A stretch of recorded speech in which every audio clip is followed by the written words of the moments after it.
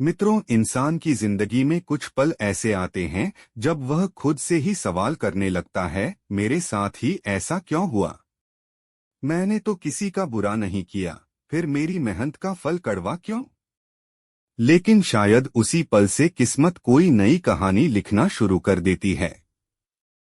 आज की यह कहानी उसी मोड़ से शुरू होती है जहां एक इंसान सब कुछ खोकर असली जीवन को समझना शुरू करता है।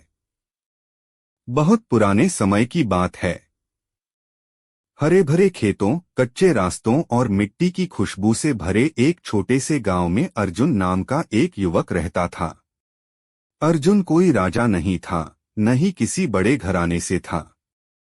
वह एक साधारण किसान परिवार का बेटा था, लेकिन उसके विचार असाधारण थे। उसके पिता अक्सर कहते थे, बेटा, हालात जैसे भी हों, ईमानदारी मत छोड़ना, क्योंकि भगवान देर करता है पर अंधेर नहीं। अर्जुन इन बातों को दिल में बसाए हुए था। अर्जुन के घर की हालत बहुत अच्छी नहीं थी। माँ बीमार रहती थीं। पिता उम्र के कारण खेतों में ज्यादा काम नहीं कर पाते थे। घर का सारा बोझ अर्जुन के कंधों पर था। रात को वह छत की ओर देखते हुए सोचता, अगर मैं कुछ बड़ा कर पाऊं तो माँ की दवाइयों की चिंता खत्म हो जाएगी, पिता को आराम मिल जाएगा। यही सोच उसे हर दिन आगे बढ़ने की ताकत देती थी।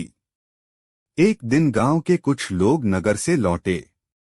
उन्होंने बताया, नगर में काम है, मेहनत करने वाले को खाली नहीं लौटाया जाता। अर्जुन ने उसी दिन निर्णय ले लिया। माँ की आंखों में डर था, पिता की आंखों में विश्वास।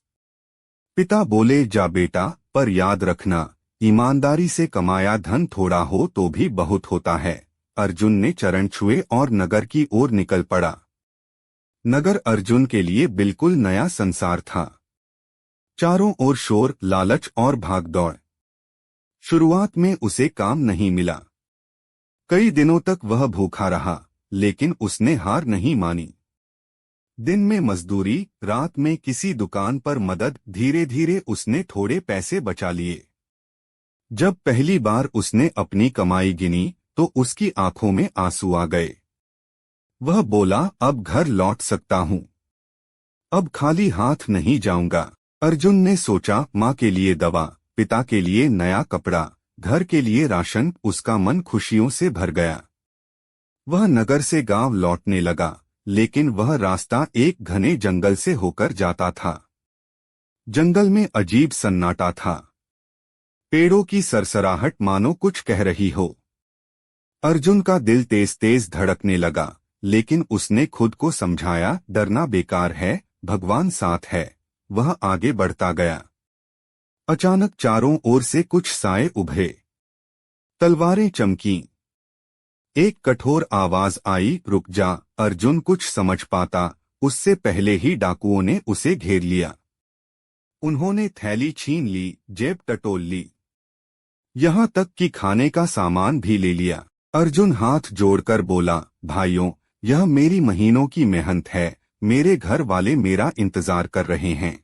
एक डाकू हंसा, मेहनत हमारी भी है। और सब हंस पड़े। कुछ ही पलों में डाकू चले गए।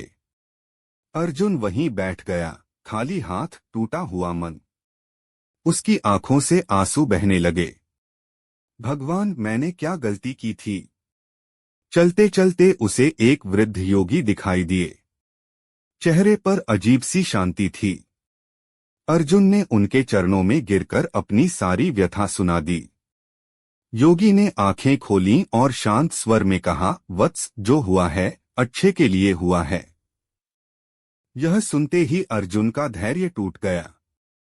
कैसे अच्छा हुआ? मेरे पास कुछ भी नहीं बचा। क्या यही भगवान का न्याय है? योगी मुस्कुराए। वत्स, तुम अभी केवल आज देख रहे हो, कल नहीं। योगी बोले, मैं तुम्हें एक कथा सुनाता हूँ।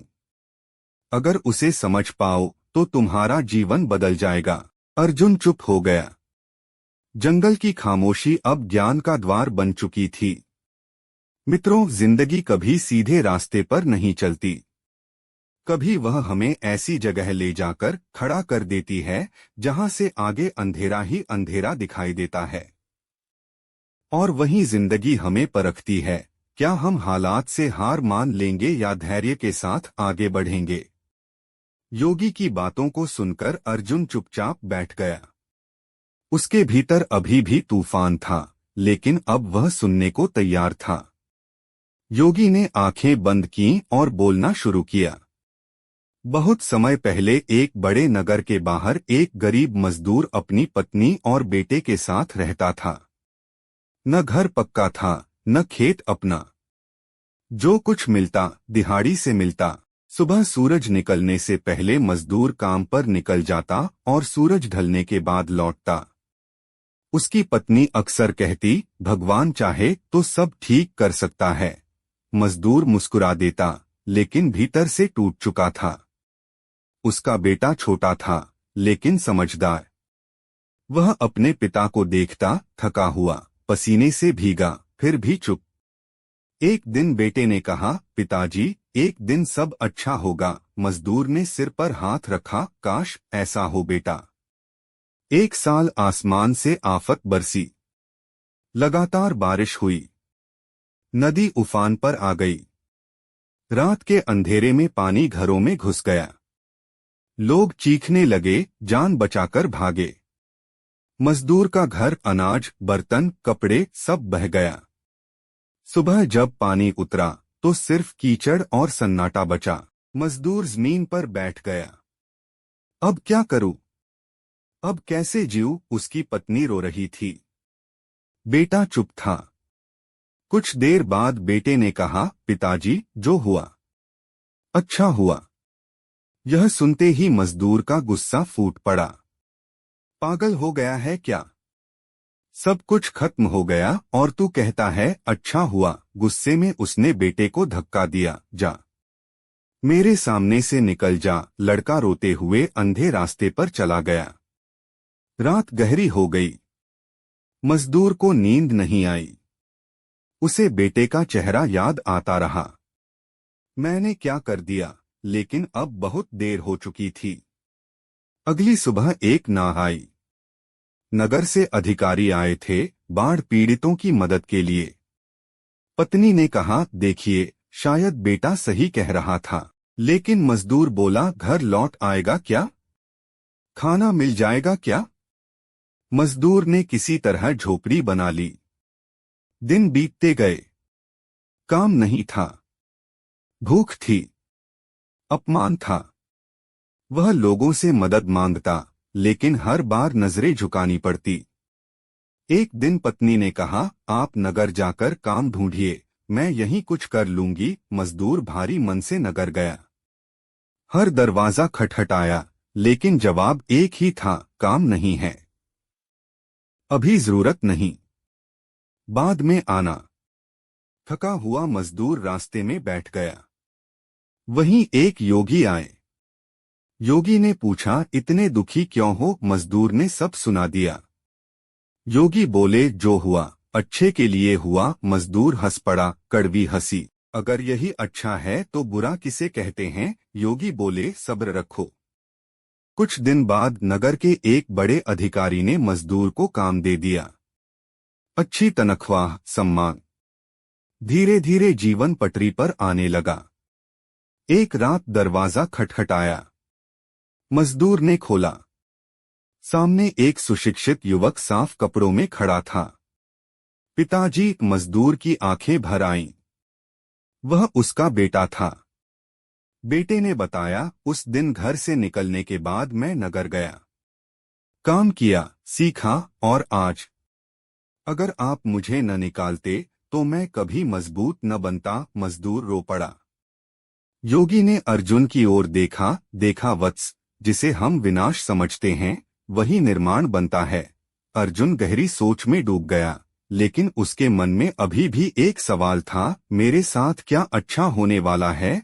योगी मुस्कुराए। मित्रों, कई बार जिंदगी हमें कहानी का हर अध्याय दिखा देती है, लेकिन अंतिम अध्याय तब तक नहीं खोलती जब तक हम सीखने के लिए तैयार न हो जाएं। अर्जुन चुपचाप योगी के सामने बैठा था।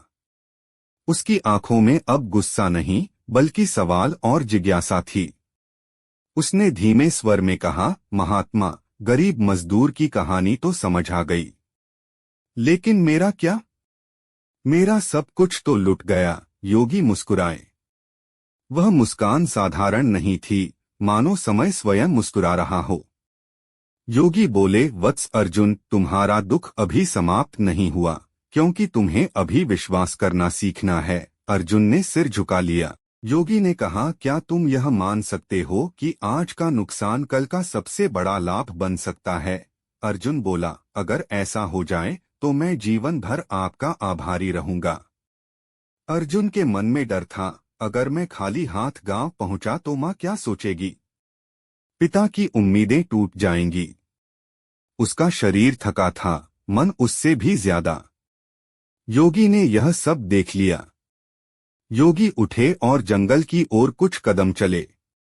फिर जमीन से एक चमकदार पत्थर उठाया। वह पत्थर साधारण नहीं था, उसमें अजीब सी आभा थी। योगी ने कहा, वत्स, यह पारस पत्थर है। अर्जुन चौंक गया। यह वही पत्थर है जो लोहे को सोना बना देता है। योगी ने सिर हिलाया। अर्जुन के हाथ कांपने लगे। वह सोचने लगा, अगर डाकू मुझे न लूटते तो मैं इस जंगल में न आता। अगर मैं इस योगी से न मिलता तो। उसकी आंखों से आंसू बह निकले।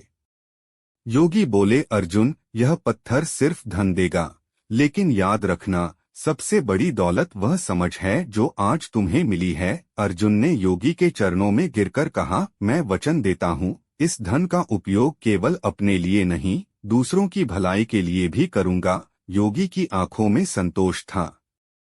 अचानक तेज प्रकाश हुआ। जब अर्जुन ने आंखें खोली तो योगी वहां नहीं थे। जंगल वही था, लेकिन सब कुछ बदला हुआ लग रहा था। अर्जुन नगर पहुंचा। उसने पारस पत्थर की शक्ति देखी। धीरे धीरे वह समृद्ध हुआ, लेकिन उसने अहंकार नहीं किया। जब अर्जुन गांव लौटा तो लोग चकित रह गए। उसने माता पिता के चरण छुए। मां की आंखों से आंसू बह निकले। अर्जुन ने गरीबों की मदद की, गांव में कुआं बनवाया, भूखों को भोजन दिया। वह समझ चुका था, धन का मूल्य दान से बढ़ता है। एक दिन अर्जुन ने लोगों से कहा, जिस दिन मेरी कमाई लुटी उसी दिन मेरा भाग्य बदला। मित्रों, इस कहानी की सीख बहुत गहरी है। हर दुख एक तैयारी है, हर नुकसान एक अवसर, हर अंधेरा एक उजाला। अगर आज आप टूटे हुए हैं तो समझ लीजिए, ईश्वर आपको मजबूत बना रहा है। क्योंकि जो होता है वह अच्छे के लिए ही होता है। दोस्तों, अगर यह कहानी आपके दिल तक पहुंची हो तो इसे लाइक और शेयर जरूर करें। और ऐसे ही प्रेरणादायक किस्सों के लिए चैनल को सब्सक्राइब करना न भूलें।